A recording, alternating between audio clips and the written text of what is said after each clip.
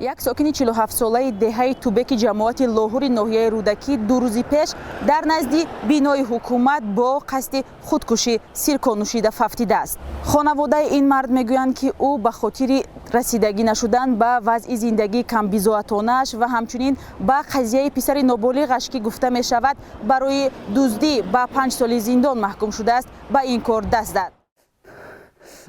хонаводаи ин мард мегӯянд чанд мушкили рӯзгор ки пайҳам дар зиндагӣ бо ӯ рух дод ба вазъи рӯҳӣ Абдуғафур Аскаров бетаъсир намонд ва ӯ қасди ҷони худ кард.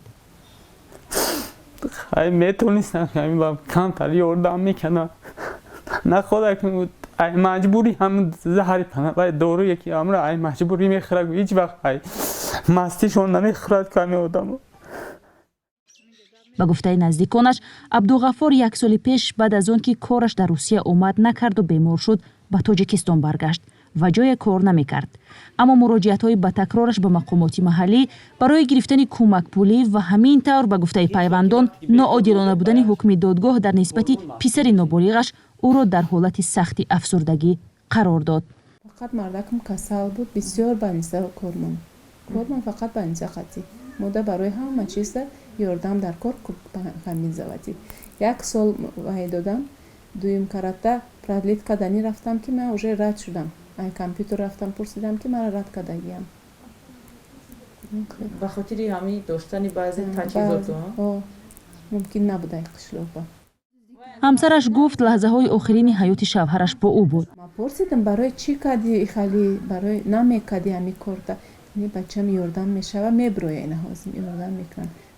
ин зан гуфт ба шавҳараш 20 сомони пули аз дӯзандагӣ ба даст овардаашро дод то роҳгиро кунад. аммо баъди марги шавҳараш фаҳмид ки ӯ бо он пул фақат аз як тараф роҳгиро кардаву аз мағозаи сирко харидааст. дар ҳукумати ноҳия гуфтанд ки ин мард гирифтори бемории рӯҳӣ буд ва 1 соли охир ба онҳо барои кӯмак муроҷиат накардааст.